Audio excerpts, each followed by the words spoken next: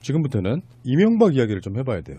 두 가지를 이야기할 텐데 일단 이명박 이야기를 하려면 첫 번째 이명박 아들 이시영. 이시영에 대해서는 우리가 또 몇 년 전에 좀 상당히 대차게 여러 번 까한 적이 있죠. 여기는 또 김무성 사위와 연관이 있습니다. 김무성 사위가 마약 사건이 있었을 때 이시영도 연관이 있었다라고 우리가 수차례 방송한 적이 있어요. 그렇죠. 추적 60분이 김무성 사위의 마약 투약 사건 공소장을 입수를 했는데 당시 마약 사건에는 김우현 사위를 포함해서 대형 병원 원장 아들, CF 감독 등이 연루된 것으로 알려졌는데 공소장과 판결문에는 등장하지 않지만 취재 중에 이시영 씨가 사건에 연루된 정황이 파악됐다. 그러면서요. 제작진이 입수한 김우현 사위 공소장에는 자택 압수수색에서 발견된 17개의 주사기와 관련된 혐의가 포함되지 않은 것으로 알려졌다는 거예요. 이게 무슨 소리냐면은 거기에 참석했을 것으로 예상되는 사람 중에 하나가 이시영이 있었던 거예요. 그렇다 보니까 검찰이 공소장에서 누군가에 의한 압력에 의해서 이시영과 연관돼 있을 만한 부분을 빼버렸다는 뜻이에요. 우리한테 알려지기로는 거기서 발견됐잖아요. 근데 공소장에는 집에서 이러이러한 것이 발견됐다는 것이 사라져버린 상태인 거죠. 이게 핵심이에요. 주사기 3개에서 DNA, 남녀의 DNA가 발견됐다. 이게 이제 핵심 키워드인데 이 중에 이시영과 김무성 사이 앤드 우리가 그때 얘기했던 게 딸도 검사해봐야 된다. 이 얘기거든요. 그 다음에 이제 병원장 아들, 유명 병원장 아들 등 이렇게 되어 있는. 뭐 실명 다 나왔는데요. 뭐 말씀드리자면 MB의 아들 이시영이고요. 그렇죠. 김무성 사위 이상균이고요. 미즈메디 노성훈 병원장 아들 노영호고요. 최태민 손자 서현덕이고요. 그렇죠. 여자 가수는 범키 가수 K라고 나오고요. 그다음에 CF 감독 배성진이라고 나오네요. 그렇죠. 그리고 탤런트는 이태임이라고 나와요. 자, 그런데 여기에서 지금 실형을 받은 사람은 한 명이죠. 이 3년형도 축소 의혹이 지금 제기되고 있는 거잖아요. 원래 마약 수사는 4년에서 9년이 관례인 거죠. 근데 어쨌든 이렇게 돼 있는데 이것이 정권 차원에서 직접 개입했다 이렇게 보는 겁니다. 지금 그러니까 이 사건은. 그 김무성 사위가 죄 질이요 2년 반 동안 적발된 것만 15차례예요. 그렇죠. 그리고 우리 마약 기억나시겠지만 백화점이라고 했죠. 온갖 마약 사동원된 거. 이래서 양형 기준에 하한선도 못 미치는. 그렇죠. 그 하한선을 이탈해가지고 결국은 집행유예를 선고했는데 문제는 김무성 때문이 아니고 우리는 지금까지 김무성이 빽서갖고 사위를 봐주게 된 압력을 행사한 게 아니냐였는데 알고 봤더니 거기 이시영이 관련된 정황 때문에 그렇죠. MB가 직접 손 썼다. 그렇죠. 이런 의혹인 거예요. 그래서 거기에 이제 최교일이 MB맨이 매관매직을 했다는 거 아닙니까? 자기가 어쨌든 MB맨으로서 지검장까지 했고 그다음에 지금 사실은 국회의원 자유한국당이 국회의원까지 이제 영입된 거잖아요. 영전된 거죠. 쉽게 말하면. 최교일이가 큰일한 거죠. 그렇죠. 이게 매관매직인 겁니다. 그러니까 최교일이 당시에 자기 마약 전문도 아닌데 이 사건을 도맡아서 진행을 했고 그리고 최교일의 후배 검사가 수사를 진두지휘한 이 사건으로 이 사건 하나만 보더라도 이명박이 직접 개입됐을 가능성이 굉장히 높다. 이시영 부분은 빼버리고 김무성 사위는 말도 안 되게 집행유예로 해버리고 뭐 검찰이 원래 공소 기소라는 게 그런 거잖아. 이 사람한테 죄를 주세요잖아. 근데 법원이 말도 안 되는 집행유예를 내니까 검찰은 항소를 하지 않아요. 그렇지. 왜 국정원 여직원 감금 사건 있잖아요. 이것도 항소를 하는 검찰이 이런 식이었다는 거고 그게 검찰의 적폐인 거고 좀 전에 이야기했던 세월호 문제 관련한 것도 검찰의 적폐잖아요. 그렇죠. 얼마큼 뿌리 깊은 적폐가 있는지 보여주는 거고요. 그리고 하나 더 이야기할게요. 롯데월드 인허가 정말 예민한 문제가 터졌는데 청와대 안보실에서 발견된 문서가 이제 그 내용이 다 담겨져 있다라는 것이죠. 성남 비행장 3도 각도 틀기. 실제로 롯데가 이명박에게 어마어마한 로비했다는 정황들이 있어요. 롯데면이 이명박의 측근으로 들어간다든지 서로 간의 인맥 교환이랄까요? 이런 것들이 이루어지는 과정 속에 어마어마한 로비가 들어가서 결국엔 롯데가 국방부의 반대에도 불구하고 지금 현재 롯데월드 타워 123층짜리인가요? 네, 그것을 세우게 되는 과정에 어마어마한 비리가 개입돼 있을 것이다 이런 거예요. 천문학적인 비리가 개입됐을 거라고 보고요. 지난 수년 동안 국방부 장성급들이 다 반대해왔고 전문가들이 다 반대해왔습니다. 썩은 군대도 반대를 했던 거를 MB가 했는데요. 저는 이게 아까 우리 권 PD가 얘기했는데 이게 돌이킬 수는 없는 거다 이렇게 얘기했는데요. 저는 이 123층을 허물어야 된다고 생각합니다. 준엄 허물함. 공권력이 얼마나 중요한지 보여요. 허물고 이 관련자 모두 다 처벌해야 된다. 상징적으로 한번 이 적폐로 쌓아 올린 이 적폐의 탑 롯데 123층을 허물면 그거 철거하면서도 일자리 창출할 수 있다. 이거 신비의 주장이에요. 그러면서 국가의 공권력의 준엄함을 한번 보여야 된다. 저는 이렇게 생각합니다. 원칙적으로는 찬성인데 현실적으로 가능할까 싶다. 그 부분은 일자리 10만 개 창출 가능합니다. 신동빈이가 잘못했으니까 봐주세요. 우리 국가에 헌납한다면 모를까. 쉽지 않은 얘기고요. 근데 사실 이 사건에 이 비리 열개는 나왔어요. 근데 이게 관련된 자료가 1000페이지가 넘는데요. 이걸 지금 검토하고 있는데 좀 깨놓고 우리들 식으로 이야기하면 이런 거예요. 이명박은 롯데로부터 우리의 상상하기엔 어마어마한 커미션을 받았을 가능성이 있잖아요. 그냥 해주는 법이 어디서 우리 몇 년 전에 방송에도 그런 이야기 했어. 이명박이 그냥 해줄 리는 없잖아요. 법을 어겨가면서까지. 그런데 그거를 이명박이 결정해서 결국에는 군사 비행장을 불편하게 만드는 국가 세금은 훨씬 더 쓰여지게 만들면서 개인 롯데에게는 어마어마한 이익을 줬는데 그 사이에 존재하는 커미션이 얼마일까인 거지. 어마어마하죠. 그리고 지금도 이제 3도 틀었다고 해서 안전한 게 아니에요. 비상시 때 굉장히 위험한 방해물로 롯데가 돼 있고 그 다음에 제가 염려하는 거는요. 왜 롯데월드 제2롯데월드 청사라고 해야 되나? 롯데월드 건물을 부셔야 된다고 생각하냐면 이런 엄청난 특혜나 로비로 비용을 많이 썼을 거고 저는 부실공사라고 우려하는 겁니다. 부실공사를. 부실공사가 우려되면요. 건축의 안정성의 문제가 계속 대두되고 있지 않습니까? 인근 지하수 문제도 생기고요. 이런 문제로 인해서 더 많은 희생자가 발생할 수 있다고 보는 거예요. 그래서 이것과 관련해서는 정말 굉장히 섬세하게 수사를 해야 된다. 그리고 이 인허가 과정에서 온갖 특혜와 그다음에 우리가 지금 거론되지 않고 있는 건교부 산하교죠. 이게 지금 인허가 문제가 건교부가 얼마만큼 특혜를 줬고 얼마나 감시 감독을 제대로 했는지까지 정확하게 분석이 돼야 된다.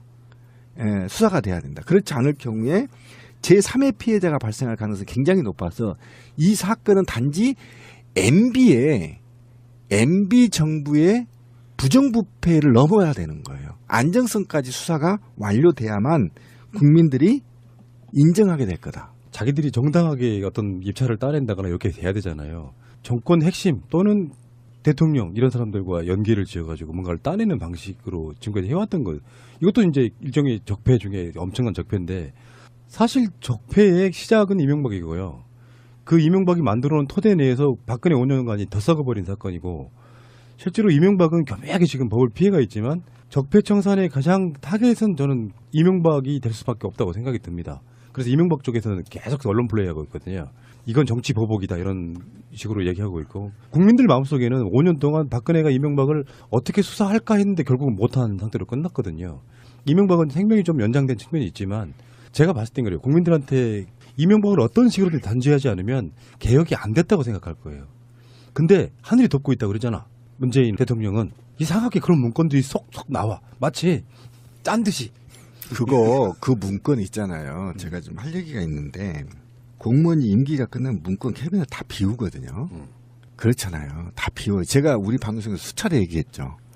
비리 공무원은 감각적으로 서류를 잘라야 돼. 네?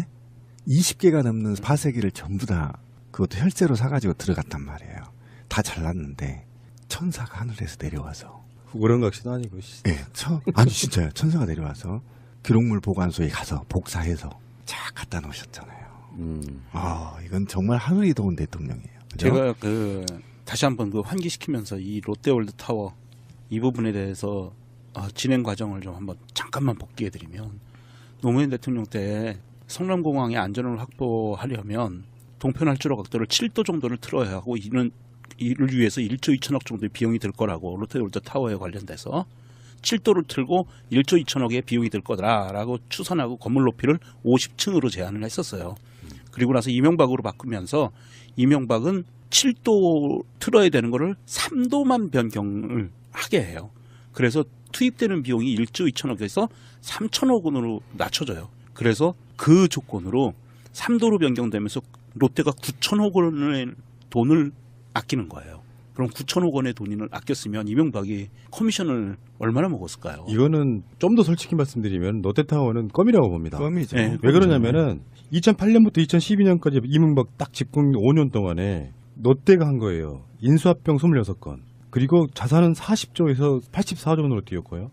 계열사 수는 46개에서 79개.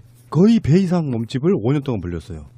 요거는 정권의 비호가 없이는 사실상 불가능한 거거든요. 그리고 어떤 롯데를 통해서 해외 법인, 중국 법인을 통해서 자금 세탁했을 가능성도 굉장히 높죠. 이 문제도 제가 언제 한번 얘기를 했는데 예. HBC은행과 관련해서 굉장히 국내 자금 유출 관련도 이명박과 관련이 있을 거라고 보고요.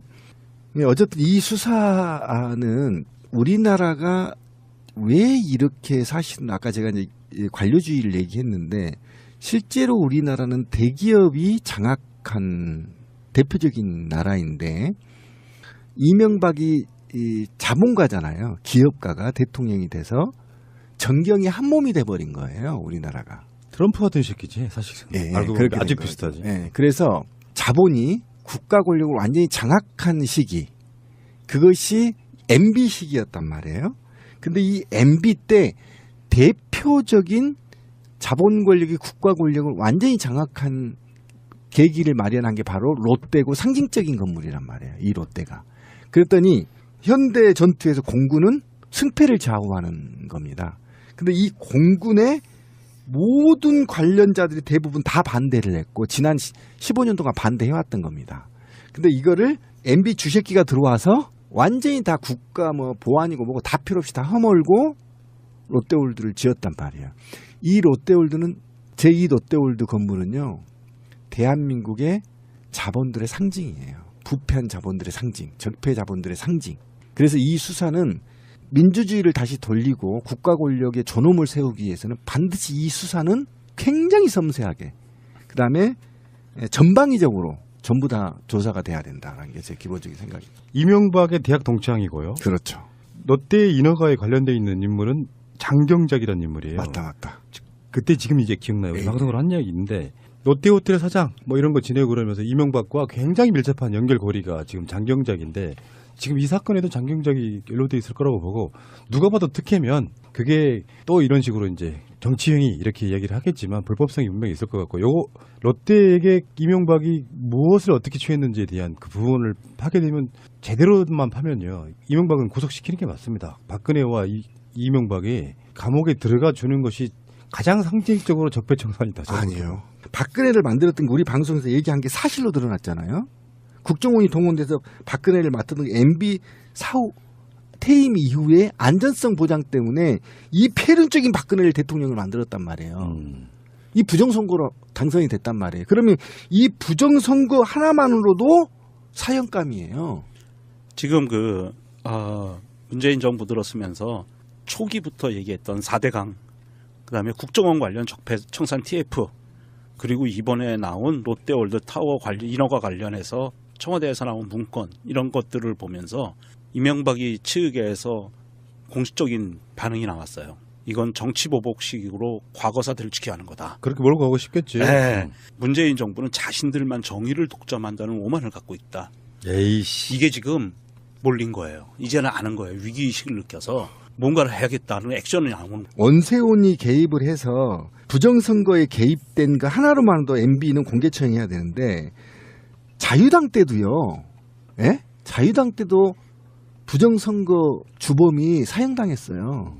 예? 사형받았다고요. 그리고 대통령을 추방했어요. 그런데 지금 MB가 4대강이요? 아니 롯데도 봐줘. 씨발 4대강 다 봐줘. 이 원세훈과 관련된 청와대발 부정선거 개입 이거 하나만으로 저는 광화문 이순신 장군 동상에 묶어놓고 공개처형해야만 공권력에 대한 또는 국민 주권에 대한 회복된다. 저는 이렇게 생각합니다. 예. 마무리를 하자 그러면 그 이명박의 친구 장경작이는요. 이명박이 퇴임한 이후에 청계재단에 취업합니다. 오.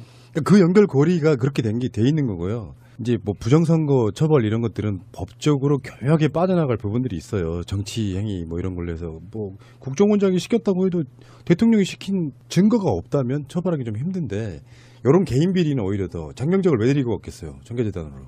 너무나 비리를 잘 알고 있는 사람이기 때문에 자기 휘하에 품으려고 데려갔겠죠. 계속 지켜야 되는 거죠. 그러니까 롯데와의 이명박과의 관계에 있어서 얼마나 많은 돈이 오갔을지는 모르지만 자기들 그걸 숨겼겠지만 분명히 장경작 같은 인물은 조만간 검찰 포토라인에 설 날이 분명히 올 거라고 보는 거예요. 될 가능성이 굉장히 높다. 이시영 부분은 빼버리고 김무성 사위는 말도 안 되게 집행유예로 해버리고 뭐 검찰이 원래 공소 기소라는 게 그런 거잖아. 이 사람한테 죄를 주세요잖아. 근데 법원이 말도 안 되는 집행유예를 내니까 검찰은 항소를 하지 않아요. 그렇지. 왜 국정원 여직원 감금 사건 있잖아요. 이것도 항소를 하는 검찰이 이런 식이었다는 거고 그게 검찰의 적폐인 거고 좀 전에 이야기했던 세월호 문제 관련한 것도 검찰의 적폐잖아요. 그렇죠. 얼마큼 뿌리 깊은 적폐가 있는지 보여주는 거고요. 그리고 하나 더 이야기할게요. 롯데월드 인허가 정말 예민한 문제가 터졌는데 이게 청와대 안보실에서 발견된 문서가 이제 그 내용이 다 담겨져 있다라는 것이죠. 성남 비행장 3도 각도 틀기. 실제로 롯데가 이명박에게 어마어마한 로비했다는 정황들이 있어요. 롯데면이 이명박의 측근으로 들어간다든지 서로 간의 인맥 교환이랄까요? 이런 것 우리는 지금까지 김무성이 뺏어갖고 사위를 봐주게 된 압력을 행사한 게 아니냐였는데 알고 봤더니 거기 이시영이 관련된 정황 때문에 그렇죠. MB가 직접 손 썼다. 그렇죠. 이런 의혹인 거예요. 그래서 거기에 이제 최교일이 MB맨이 매관매직을 했다는 거 아닙니까? 자기가 어쨌든 MB맨으로서 지검장까지 했고 그다음에 지금 사실은 국회의원 자유한국당인 국회의원까지 이제 영입된 거잖아요. 영전된 거죠. 쉽게 말하면. 최교일이가 큰일한 거죠. 그렇죠. 이게 매관매직인 겁니다. 예. 그러니까 최교일이 당시에 자기 마약 전문도 아닌데 이 사건을 도맡아서 진행을 했고 그리고 최교일의 후배 검사가 수사를 진두지휘한 이 사건으로 이 사건 하나만 보더라도 이명박이 직접 개입돼서 이게 무슨 소리냐면은 거기에 참석했을 것으로 예상되는 사람 중에 하나가 이시영이 있었던 거예요. 그렇다 보니까 검찰이 공소장에서 누군가에 의한 압력에 의해서 이시영과 연관돼 있을 만한 부분을 빼버렸다는 뜻이에요. 우리한테 알려지기로는 거기서 발견됐잖아요. 근데 공소장에는 집에서 이러이러한 것이 발견됐다는 것이 사라져버린 상태인 거죠. 이게 핵심이에요. 주사기 3개에서 DNA, 남녀의 DNA가 발견됐다. 이게 이제 핵심 키워드인데 이 중에 이시영과 김무성 사이 앤드 우리가 그때 얘기했던 게 딸도 검사해봐야 된다. 이 얘기거든요. 그 다음에 이제 병원장 아들, 유명 병원장 아들 등 이렇게 되어 있는. 뭐 실명 다 나왔는데요. 뭐 말씀드리자면 네. MB의 아들 이시영이고요. 그렇죠. 김무성 사위 이상균이고요. 미즈메디 노성훈 병원장 아들 노영호고요. 최태민 손자 서현덕이고요. 그렇죠. 여자 가수는 범키 가수 K라고 나오고요. 그다음에 CF 감독 배성진이라고 나오네요. 그렇죠. 그리고 탤런트는 이태임이라고 나오네요. 자, 그런데 여기에서 지금 실형을 받은 사람은 한 명이죠. 이 3년형도 축소 의혹이 지금 제기되고 있는 거잖아요. 원래 마약 수사는 4년에서 9년이 관례인 거죠. 근데 어쨌든 이렇게 돼 있는데 이것이 정권 차원에서 직접 개입했다 이렇게 보는 겁니다. 지금 그러니까 이 사건은. 그 김무성 사위가 죄질이요. 2년 반 동안 적발된 것만 15차례예요. 그렇죠. 그리고 우리 마약 기억나시겠지만 백화점이라고 했죠. 온갖 마약도 다 동원된 거. 이래서 양형 기준에 하한선도 못 미치는. 그렇죠. 그 하한선을 이탈해가지고 결국은 집행유예를 선고했는데 문제는 김무성 때문이 아니고 지금부터는 이명박 이야기를 좀 해봐야 돼요. 두 가지를 이야기할 텐데 일단 이명박 이야기를 하려면 첫 번째 이명박 아들 이시영. 이시영에 대해서는 우리가 또 몇 년 전에 좀 상당히 대차게 여러 번 깐 적 있죠. 여기는 또 김무성 사위와 연관이 있습니다. 김무성 사위가 마약 사건이 있었을 때 이시영도 연관이 있었다라고 우리가 수차례 방송한 적이 있어요. 그렇죠. 추적 60분이 김무성 사위의 마약 투약 사건 공소장을 입수를 했는데 당시 마약 사건에는 김우현 사위를 포함해서 대형 병원 원장 아들 CF 감독 등이 연루된 것으로 알려졌는데 공소장과 판결문에는 등장하지 않지만 취재 중에 이시영 씨가 사건에 연루된 정황이 파악됐다. 그러면서요. 제작진이 입수한 김우현 사위 공소장에는 자택 압수수색에서 발견된 17개의 주사기와 관련된 혐의가 포함되지 않은 것으로 알려졌다는 거예요.